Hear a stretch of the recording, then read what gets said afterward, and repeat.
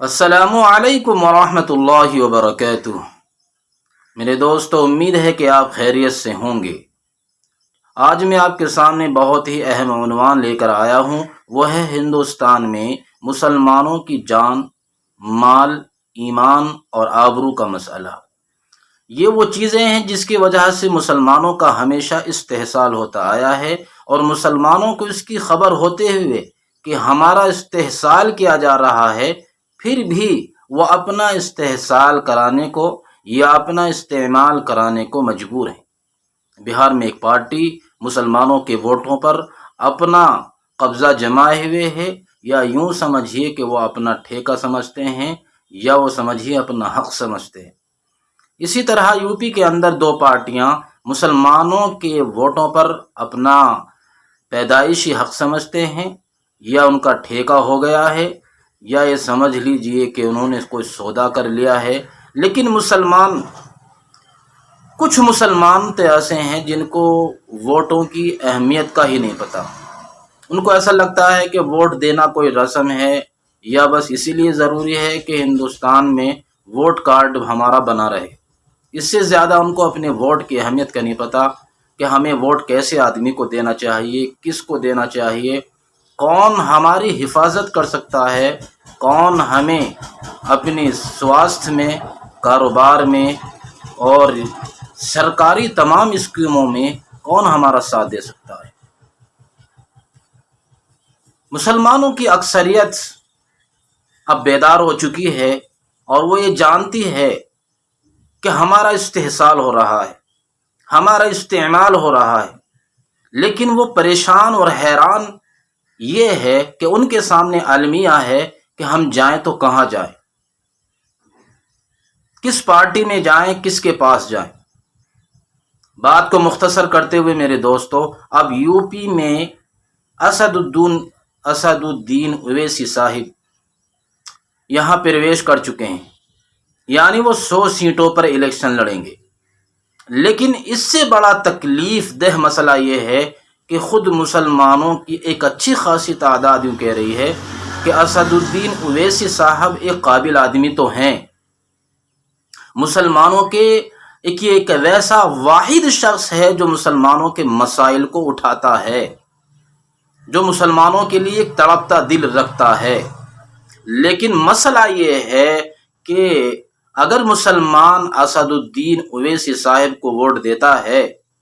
تو پھر مسلمانوں کا ووٹ بکھر جائے گا، اور سیکولرزم اور جمہوریت پر یقین رکھنے والے پارٹیاں بھاری نقصان اٹھائیں گی، اور پھر الیکشن ہار جائیں گی، اور پھر فاسسٹزم اور ہندوستان میں قتل و غارت کرنے والی پارٹیاں پھر سے قابض ہو جائیں گی سطح پر، اور وہ پھر مسلمانوں کا وہی قتل عام کریں گی، وہی عزت و آبرو کو لوٹیں گے، اور جیسا کہ ان کی اسکیموں سے سبھی واقف ہیں۔ تو آخر ہمیں کرنا کیا چاہیے؟ ہم کب تک ڈرتے رہیں گے اس بات سے کہ ہماری حفاظت کا مسئلہ ہے کون کرے گا؟ ہم کب تک ڈرتے رہیں گے کہ ہماری جان کا مسئلہ ہے؟ کوئی مسلمانوں یاد رکھو، وہی ایک ذات وحدہ لا شریک کی ذات ہے جو ہماری حفاظت کر سکتی ہے۔ چنانچہ حدیث شریف میں ہے اذا استعنت استعن باللہ، جب تو کسی سے مدد طلب کرنے کا تیرا ارادہ ہو تو صرف اللہ سے مدد مانگ، اور کسی سے مدد مت مانگ۔ وہی وحدہ لا شریک کی ذات ہے جو ہماری حفاظت کرتی ہے۔ حدیث شریف میں یہ بھی آتا ہے من خاف اللہ خافہ کل شیء، جو اللہ سے ڈرتا ہے اس سے من خاف اللہ خافہ کل شیء، جو اللہ سے ڈرتا ہے اس سے ہر چیز ڈرتی ہے دنیا کی، یہاں تک کہ یہ درندے، یہ چرند و پرند بھی اس کی بات مانتے ہیں۔ ومن خاف غیر اللہ خوفہ کل شیء، لیکن جو اللہ کو چھوڑ کر غیر سے ڈرتا ہے تو پھر اس کو دنیا کی ہر چیز ڈراتی ہے، یہاں تک کہ وہ انسان، کتے، بلیوں سے بھی ڈرتا ہے، وہ ہر چیز سے ڈرتا ہے۔ کوئی ہمیں قتل کر دے گا، کوئی ہمیں مار دے گا، کوئی ہماری عصمت لوٹ لے گا، کوئی ہماری جائیداد برباد کر دے گا۔ میں اب بھی اس بات کو مان رہا ہوں کہ ہندوستان میں بالخصوص چند صوبوں میں، یو پی میں، اب بہار بھی ویسے ہی بن چکا ہے، راجستھان کی بھی وہی پوزیشن ہے کہ جہاں مسلمانوں کو جہاں چاہے پکڑ کر مار دیا جا رہا ہے، کسی کی داڑھی نوچ لی جا رہی ہے، کسی بزرگ کو مار کر چھوٹے چھوٹے 15-17 سال کے بچے اتنا مارتے ہیں کہ وہ لہو لہان ہو جاتا ہے، اور اسی طرح کا ایک ماب لنچنگ کا ماحول بنا دیا گیا کہ قاتل کا پتہ نہ چلے کہ مارا کس نے۔ میرے دوستو، یہ ماب لنچنگ لی گئی ہے یہودیوں سے کہ اگر قاتل ایک رہے گا تو پھر وہ پکڑا جائے گا۔ چنانچہ مکہ کے کافر بھی اور مدینہ میں یہودی بھی سب ایک دوسرے کے حلیف بن جاتے تھے کہ سب مل کے مسلمانوں پہ حملہ کریں گے، یا حضور محمد صلی اللہ علیہ وسلم کو ماریں گے، یا ابو بکر صدیق رضی اللہ تعالیٰ عنہ کو ماریں گے، اور سارے قبیلے والے مل کر ماریں گے تاکہ کسی ایک قبیلے کا نام نہ آئے۔ موب لنچنگ میں اب یہی ہو رہا ہے کہ سب مل کر مارو تاکہ کسی ایک کا نام نہ آئے۔ میرے دوستو، میں مان رہا ہوں کہ ہندوستان میں جان، ایمان، مال اور آبرو کا مسلمانوں کے لیے بڑا مسئلہ ہے، لیکن مسئلہ اس سے بڑا یہ ہے کہ مسلمانوں نے آج تک یہ سمجھنے کی کوشش ہی نہیں کی ہے کہ آخر ہم کس طرح اپنی بچوں کی، نسل نو کی، اپنے مستقبل کی، اپنے حال کے احوال کی کس طرح حفاظت کر سکتے ہیں۔ رونا سب روتے ہیں، سبھی پارٹیاں مسلمانوں کے ووٹوں کے لیے ان کو لبھاتی ہیں، ان کو پروستی ہیں، اور الیکشن کے ٹائم پہ جا کر ان کے مسائل سنتی ہیں، لیکن جیسے ہی مسئلہ الیکشن کا ختم ہوتا ہے، وہی پھر دو دھاری تلوار، ادھر سے ہم ان قاتلوں کے ہتھے چڑھ جاتے ہیں جو ہم پر رحم نہیں کھاتے، اور ادھر سے ہمارا پرشاسن اور حکومت اور گورنمنٹ کوئی مدد نہیں کرتی ہے۔ ہم اس دو دھاری تلوار سے کاٹے جا رہے ہیں۔ پرشاسن کے اندر خود ایسے لوگ گھوس دیے گئے ہیں جو اپنا آپ کو محافظ ہی نہیں مانتے، پولیس ہی نہیں مانتے، بلکہ وہ ایک دھارمک، اپنے اندر ایک جذبہ لیے ہوئے ہوتے ہیں کہ ہمیں ساتھ کس کا دینا ہے، ایک سوچ ہوتی ہے ان کی۔ تو مسلمانوں، مانتا ہوں کہ جان، مال، ایمان اور آبرو کا بہت بڑا مسئلہ ہے، لیکن میں یہ کہنا چاہتا ہوں کہ یو پی کے اس الیکشن میں خدا را اپنی آنکھ کھولے گا، اپنے ووٹوں کو بیچے گا مت، اپنے ووٹوں کو بکھرنے مت دیجیے گا، اپنے ووٹوں کا استحصال اور استعمال مت کرائیے گا، مرد بنیے گا، مرد، اور حال کے احوال پر اور مستقبل کے احوال پر نظر رکھے گا، ماضی کے احوال کو سامنے رکھ کر تنقید اور تبصرہ کرنے کی ہمت رکھیے گا، تبھی آپ کر سکتے ہیں۔ اگر آپ ماضی کو بھول جاتے ہیں کہ ہندوستان میں مسلمانوں کے ساتھ کیا کچھ نہیں ہوا اور کیا کچھ ہونے والا نہیں ہے، حالات آپ کے سامنے، نہ مسجدیں محفوظ ہیں، نہ ہماری عورتیں محفوظ ہیں، نہ جان، مال، ایمان، آبرو محفوظ ہے، نہ ہم بسوں میں سفر کرتے ہوئے محفوظ ہیں، نہ ہم ٹرین میں چلتے ہوئے سفر کرتے ہوئے محفوظ ہیں۔ ہمارے بچے پڑھنے جا رہے ہیں، ہم ڈر رہے ہیں کہ ہمارا بچہ واپس آئے گا یا نہیں، ہمارا بچہ ٹور پر جا رہا ہے، کاروبار کے لیے کوئی سامان لے کے جا رہا ہے، ہمیں یہ خطرہ ہے کہ یہ صحیح طریقے سے اپنی جان اور اپنے مال کو واپس لے کر آ سکتا ہے یا نہیں۔ پرشاسن الٹا ان کے اوپر مقدمے ٹھوک دیتا ہے، اور جو موب لنچنگ کرتے ہیں ان سے بچتا ہے۔ آپ نے جنتر منتر پہ دیکھ لیا ہے کہ جو لوگ ملے کاٹے جائیں گے، رام رام چلائیں گے، پرشاسن وہاں کھڑا ہوا ہے، کسی پر مقدمہ نہیں ہوتا، کوئی کسی کو نہیں روکتا۔ پردھان منتری آواس بالکل قریب ہے، لیکن جیسے ہی 2-4 دن بعد وہاں پر سیکولرزم اور جمہوریت کا یقین رکھنے والے وہاں پر جب پروٹیسٹ کرتے ہیں اس نعرے کے خلاف کہ ملے کاٹے جائیں گے، اس نعرے کے خلاف جب لوگ اکٹھا ہوتے ہیں تو دفعہ 144 لگا دی جاتی ہے،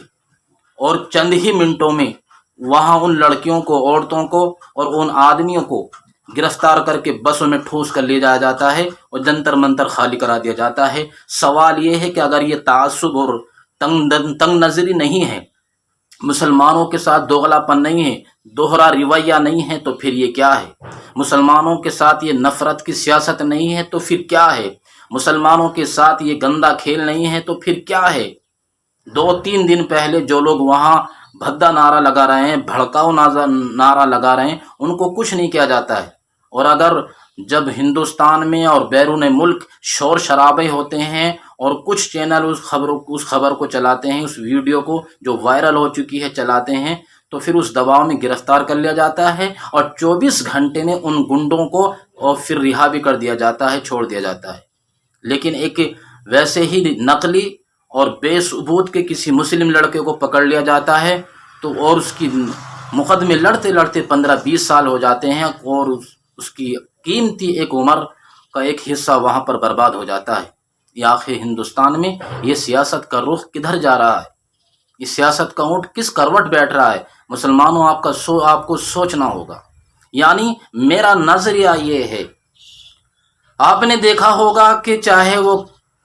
بہار ہو، چاہے وہ حیدرآباد ہو، اور چاہے وہ یو پی ہو یا دلی ہو یا وہ پھر راجستھان ہو، اویسی صاحب جہاں الیکشن لڑنے کے لیے جاتے ہیں وہاں کی مقامی پارٹیاں یعنی صوبائی پارٹیاں ان کے ساتھ میں کیوں الیکشن لڑنے کے لیے ان کو ساتھ نہیں لیتی؟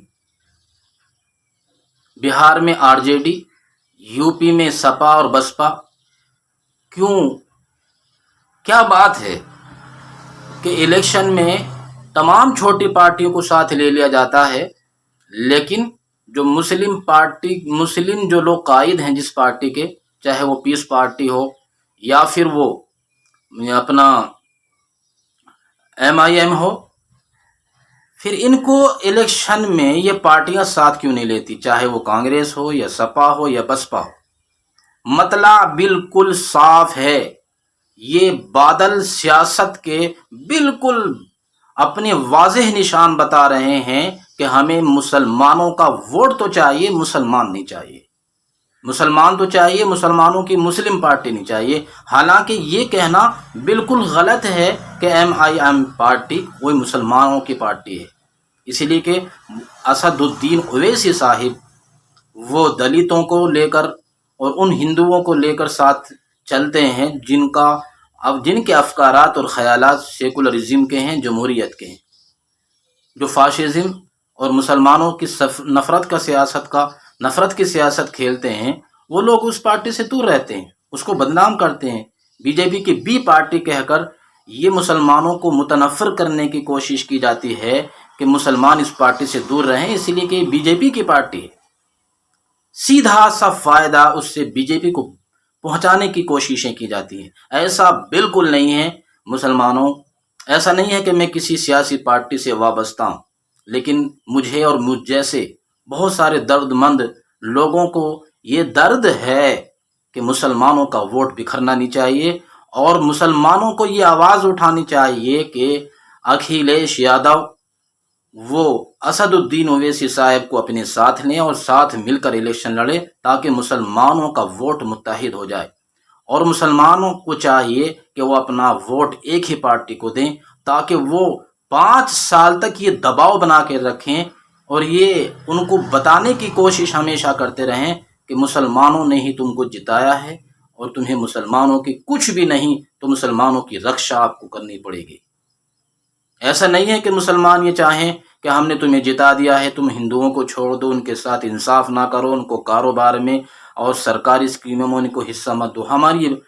یہ بات بالکل نہیں ہے، نہ یہ ہماری اسکیم ہے، نہ یہ ہمارے خیالات ہیں، نہ یہ ہمارا نظریہ ہے، اور نہ ہم ایسا کریں گے۔ ہاں، یہ کہیں گے کہ مسلمانوں کو بھی سرکاری اسکیم میں جگہ دی جائے، اور ساتھ ساتھ میں سب سے بڑا مسئلہ مسلمانوں کی جان، مال، آبرو اور ایمان کی حفاظت کی جائے، بس۔ میرے دوستو، آپ سے پھر وہی حسب روایت میں پھر اپیل کروں گا کہ اگر آپ نے ہمارے چینل کو سبسکرائب نہ کیا ہو تو سبسکرائب کریں۔ ہمارے چینل کو آپ سے درخواست کریں گے کہ خوب شیئر کریں، تاکہ دین کی بات پھیلے اور دین کی مدد ہو۔ السلام علیکم ورحمۃ اللہ وبرکاتہ۔